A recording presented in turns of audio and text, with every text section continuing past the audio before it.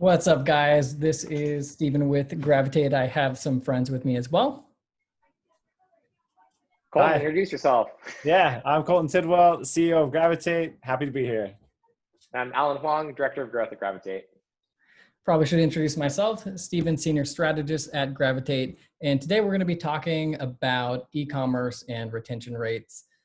Things are changing rapidly every day, and we, are hearing from a lot of businesses that the most valuable customer is the one that you have. So budgets are tightening up, processes tightening up. So we've been thinking a lot about retention and wanted to have an open discussion today about tactics to improve retention, how to structure your business to enable retention, and what that means for the web. So a little background on Gravitate. We are a web design digital marketing agency. So a lot of our time is spent on websites, either driving more traffic or optimizing that traffic. So we've been able through the pandemic to see businesses succeed, others not so good. And really we're trying to do what we can to understand what are those winning businesses doing, and retention is playing a huge part in that. I think to start, Colten, I'd like to ask if you have had any examples of companies you've seen. Maybe they're a client of ours, maybe they're a company you've seen from afar, handle the whole pandemic well in terms of retention. Are there businesses that you have, put your money into as a customer, or are there clients of yours that you have seen do this really well? Yeah, it's a good question. I'd say that we're trying to do it really well, right? There's a lot of different businesses that we serve who, they've seen growth, and some of them have actually seen decline. Brick and mortar stores, retail stores, they had to close their doors. They had to, turn away customers from a walk-in standpoint and from, a self-serve standpoint of coming into a store. And with those customers, Gravitate understood where they were at. We tailored to their needs from, not only a business standpoint, but a financial standpoint, and from a strategy standpoint of, how do we help them, retain customers or even gain new customers during this time. So I think that, Gravitate is one example, but an example that really jumps out to me from just personal, there's a marketer whose name is Justin Keller that we used to work with. He was at a different company. This was, 5-6 years ago.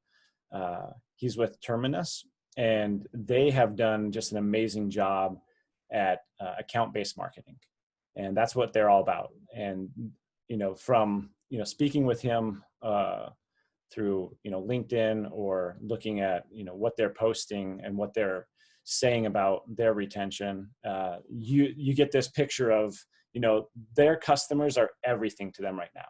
And their customers mean everything to them right now because that's what they have. There's not a lot of new business coming in. There's not a lot of new, leads coming in. And so they're really doubling down on focusing on who they're serving today and what they can do to retain those customers today. And I think that's, top of the funnel today. Top of the funnel today is our customers. It's who we have in our, who we're working with today. So that's one example that jumps out to me. And when you're speaking about retention, I think it differs based on each business. So with that example, that's more of a business to business case, right? And it's software. Mm-hmm. And retention to them, what do you think that means? Does that mean contract renewals? Does that mean, more longer term relationships, just making sure that they're doing what they can to support those existing clients? Yeah, so I think it's interesting, not just specific to Terminus and their business, but software in general. There's a lot of software companies that are saying, we want to retain our customers, and we're going to offer our software free during this time. Cloverpop is another one that jumps out to me. They're an application on top of Slack that does a lot of cool things, but they also, for the whole month of, I think it was June, they're saying our software is free. It might have been May too, but I came to know the CTO over there.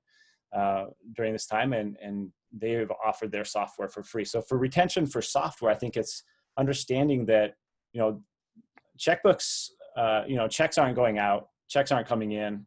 And so let's do what we can with our current customer base to retain them. And that's one way software is doing it, saying, hey, it's free this month, or it's free for the next 2 months. Udacity did the same thing for students or anybody who wanted to learn on their platform. They gave May away for free. So that's a couple ways software is doing it, and really good examples too. B2C companies, I think they're looking at who has purchased from them or who is purchasing from them, and their retention is totally different. And I think Alan could probably best speak about, what does B2C look like, and what are some tactics and strategies those companies are offering?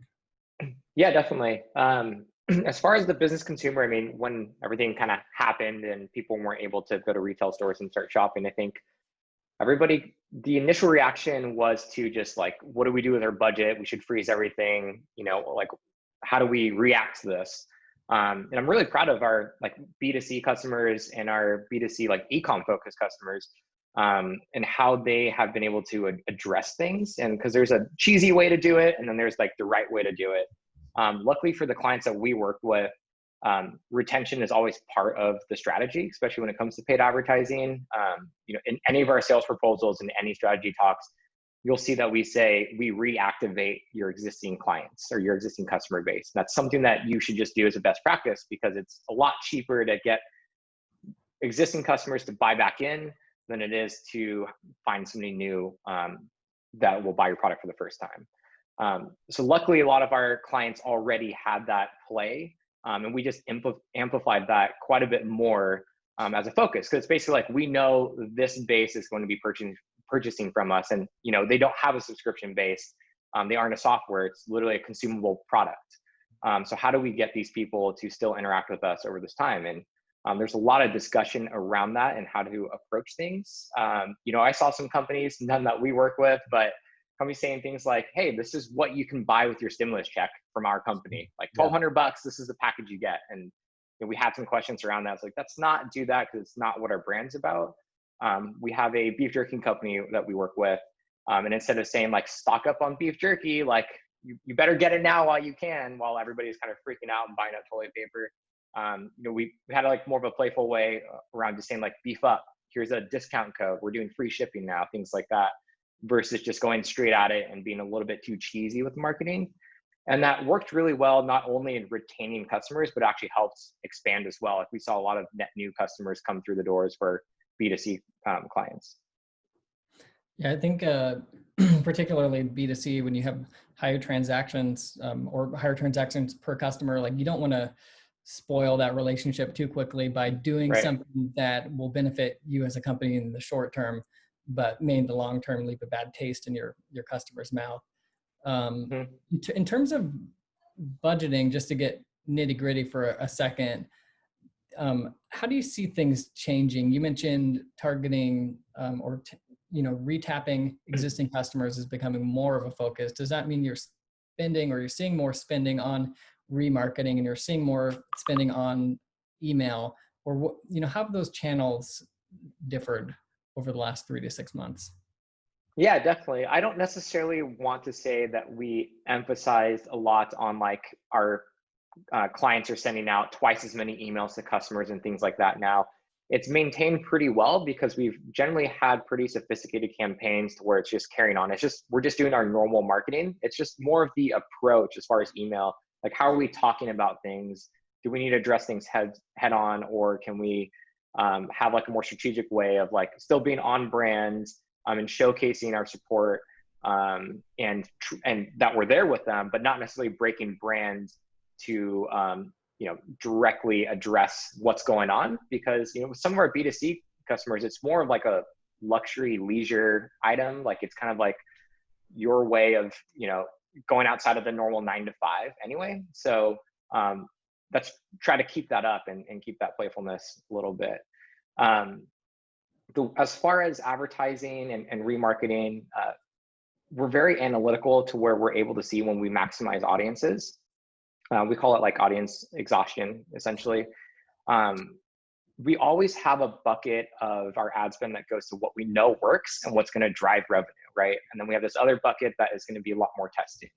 Essentially, the shift that we saw and what we're implementing for clients is just let's make sure that we are doing as much as we can to our customer base, our existing customer base, and a little bit less of the testing. So let's maximize what we can do on what we know works because we know it works.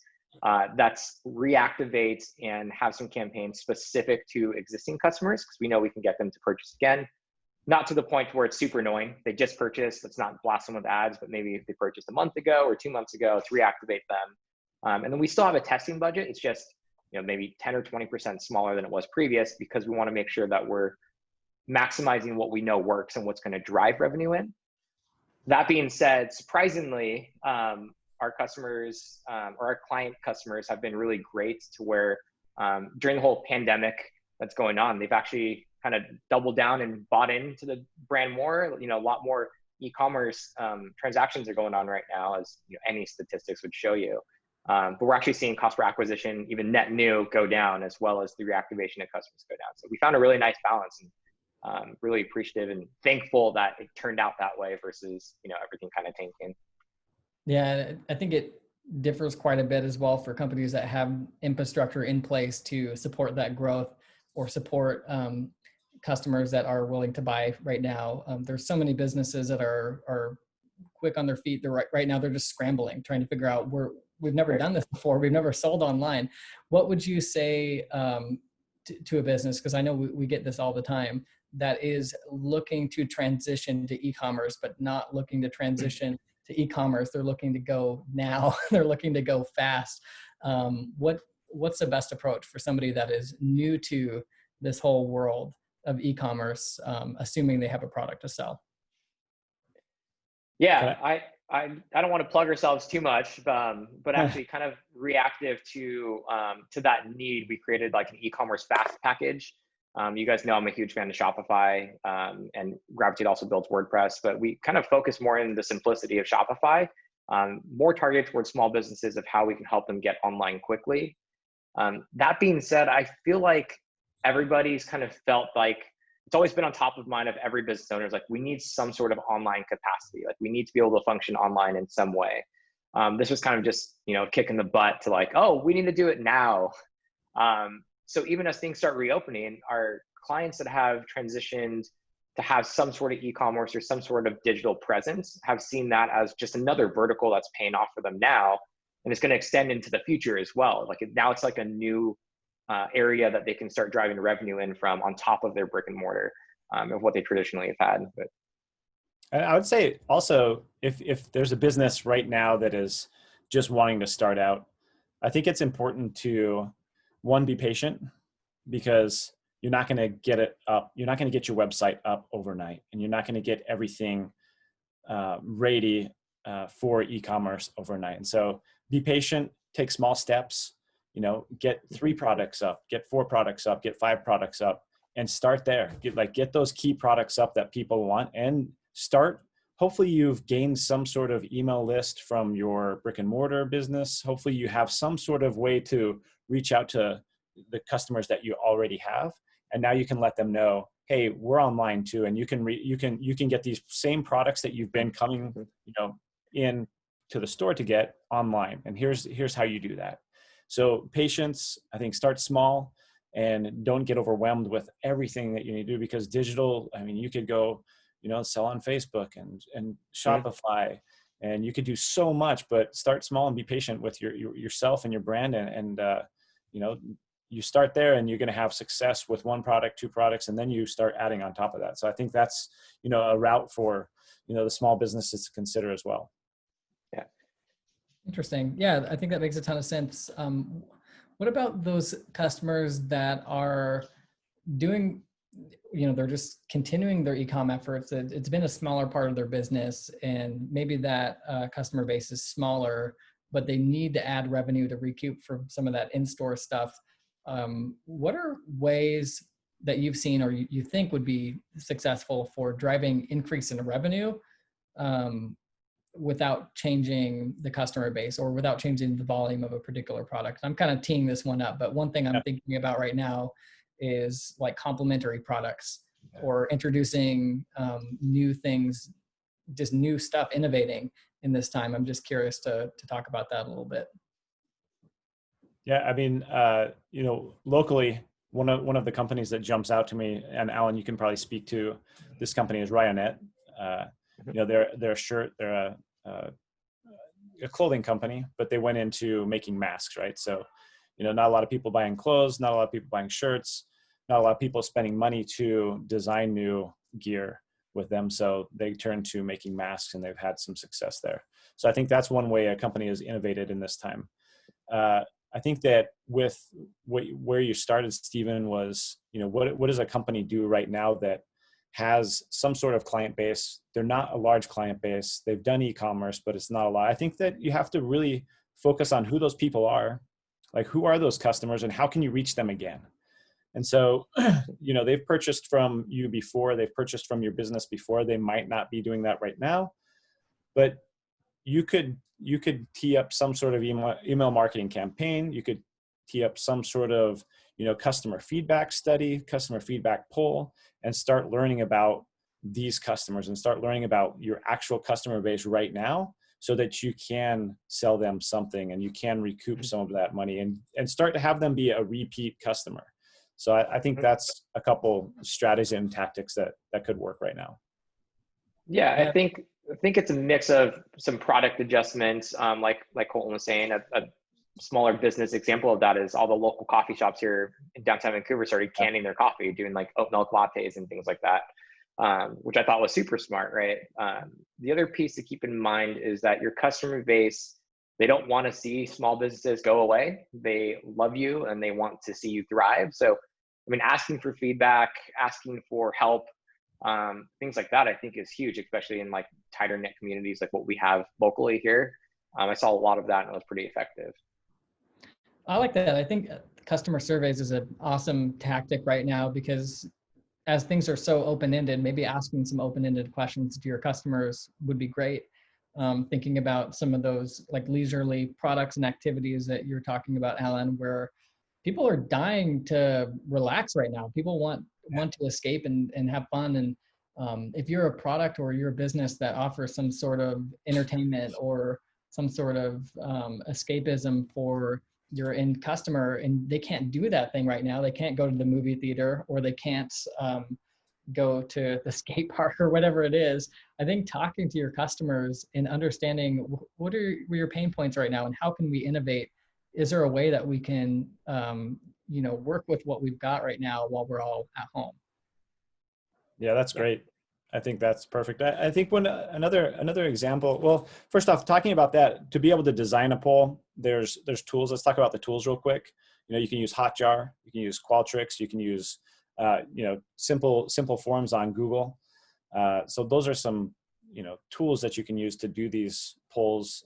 Hopefully you have an email marketing list that you can tie into. MailChimp, there's forms there. SendGrid, another email marketing platform. But there's those tools right there will get you started with this customer poll. And speaking about just asking for help, there's a really cool story in our community. And Alan, maybe you want to jump in here. But John from Banfield, or not from Banfield, John from, I screwed that up. Previous from Banfield, moved over to Wellhaven. Banfield, yeah, but Wellhaven. He worked with a skirt. It's called Sweet Spot Skirts. Yeah, and totally jumped in and helped their brand and their business make masks so that they could stay afloat. And that is amazing. John comes from a big company, and he's helping a small company, and it's I don't know how that engagement came about, but somebody connected them because somebody asked for help. And that story right there is just amazing. And there needs to be more of that. And there is more of that. We're just not hearing a lot of it. Yeah, it's great. It's really inspiring. And I think, as marketers, we have a duty to, support those smaller businesses and support the products that we love and we care about. So getting involved is super important. Educating is super important because we know a lot of the bigger companies will pull through the other end of this thing, but a lot of small businesses probably won't. So super important to keep that in mind. Everyone is trying to adapt so quickly, and if you can get hands-on with a company, even if it's a little bit of consulting work, I think that's super invaluable. Definitely. Great. Well, I think we covered quite a bit here today.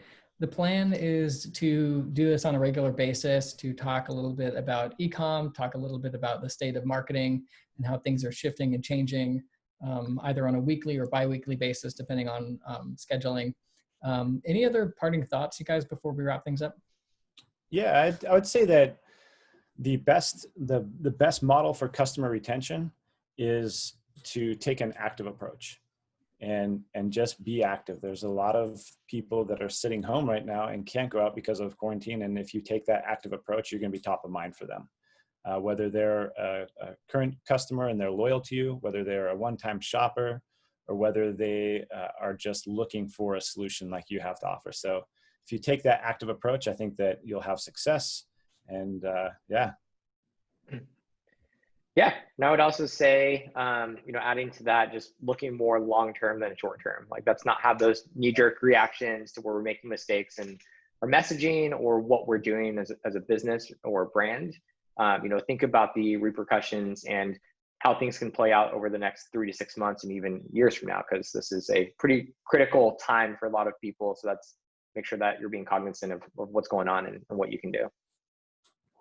Cool. I love it. So to recap, we got to be proactive in our approach to retention. Don't knee jerk, take a breath before taking action, and your customers will thank you for it. So makes a lot of sense to me. You guys ready to wrap things up? Yeah, let's wrap it up.